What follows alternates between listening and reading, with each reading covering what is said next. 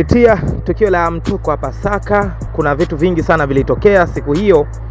Na moja kati ya tukio lilotokea ndo hili ambalo nimekusogezea hapa. Huyo unayemwona hapo ni Madam, mwimbaji ambaye mwenye kibali chake, lakini pia mwenye sauti yake ambaye amewavutia watu wengi, lakini pia nyimbo zake zimekuwa ni nyimbo ambazo zinahudumia watu wengi sana. So bana, Martha Mwaipaja siku hiyo ya mtoko wa Pasaka alionekana kuwa ni mtu mwenye majonzi sana, alionekana ni mtu mwenye kulia sana, alionekana kama ni mtu ambaye hana furaha licha ya kuwa ni siku ya sikukuu. Lakini pindipo ulipoimbwa wimbo huu wa Upendo Nkone ulimuumiza sana na alilia. Wengi walijiuliza kwamba Madam analia nini?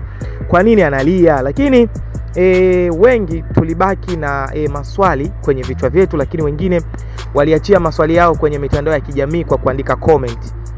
Ila swali kubwa lilikuwa linaulizwa kwamba ni sababu ipi ambayo ilikuwa inamfanya mpaka analia vile. Je, kuna jambo gani lilomkuta au ni vipi? So bana, ngoja kwanza nikurudishe nyuma kidogo before ya mtoko wa Pasaka. Tukumbuke siku chache nyuma zilizopita alizungumza, ingawa kwa uchache sana, lakini alizungumza pale kwenye TV fulani hivi. Alizungumzia swala lake juu ya ugomvi wa yeye na ndugu yake.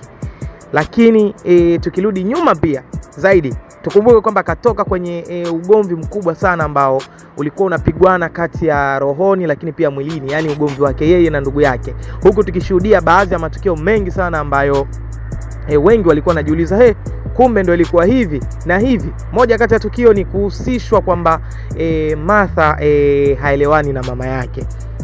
Na hiyo yote ilitoka kwa ndugu yake Beatrice. Kwa hiyo huenda wimbo huu ulikuwa unamkumbusha mambo mengi sana, ama unamkumbusha vitu vingi sana ambavyo amevipitia kwa kipindi hicho cha nyuma. Kwa hiyo mimi sio mwongeaji sana, kwa sababu wengi tunajua kilichotokea na wengi wanaelewa ni kipi ambacho Martha Mwaipaja kilimkuta.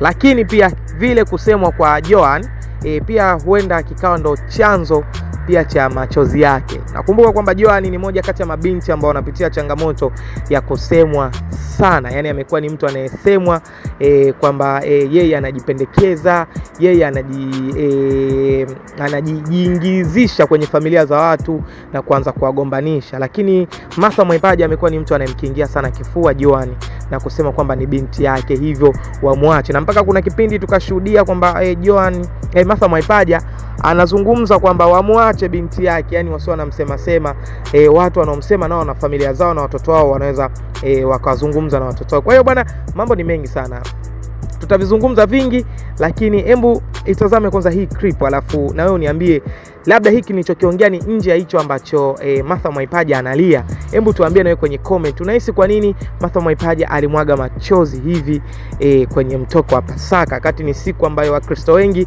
wanasherehekea na kufurahia kuzaliwa kwa Yesu Kristo. Lakini yeye alionekana kuwa ni mtu mwenye majonzi, ni mtu mwenye masikitiko makubwa sana ndani ya moyo wake. So nimekuwekea hizi clip mbili uzitazame hapa, na ikumbuke kwamba wimbo ulikuwa unaimbwa hapa ni wimbo wa Upendo Nkone. So kwa wale ambao mnamjua Upendo Nkone, ana wimbo wake ambao unazungumzia masuala ya mapito ya dunia. Kwa hiyo hebu tu drop comment hapo chini tuambie huenda Martha alikuwa analia kwa sababu gani. Lakini je, huo wimbo wa Upendo Nkone, je, ni wimbo gani ambao unahisi ulimfanya mpaka Martha Mwaipaja akamwaga machozi? So bana, drop comment hapo, tukutane kwenye comment.